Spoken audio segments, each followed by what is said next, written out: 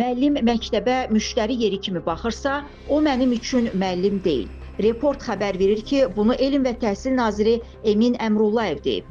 Əgər müəllim 6 sinifdə dərs deyirsə və düşünürsə ki, hər sinifdən 15 uşaq repetitorluğa müraciət edəcək və onun da həyat səviyyəsi yüksələcək, bu adam mənim üçün müəllim deyil.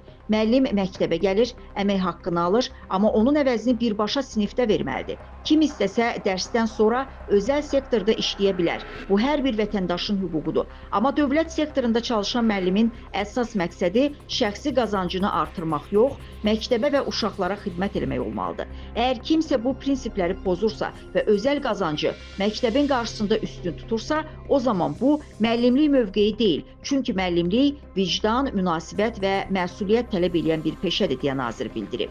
Emin Əmrullayev qeyd edib ki, müəllimdən əsas gözlənti uşağa olan münasibətlə ölçülür. Biz heç vaxt demirik ki, müəllim sertifikasiyada mütləq 60 bal toplamalıdır. Məsələ sadəcə balda deyil. Məsələn, müəllim hər gün bir uşağa 5 bal, digərinə 10 bal qazandırır. Bu, fəaliyyətin simvolik tərəfidir. Məktəb müəllimindən əsas gözlənti 100% biliklə yox, uşağa olan münasibətlə ölçülür. Bizdə həyatını məktəbə və şagirdlərə həsr edən insanlar var. Məhz bu cür müəllimləri tapıb məktəbə qaytarmaq istəyirik.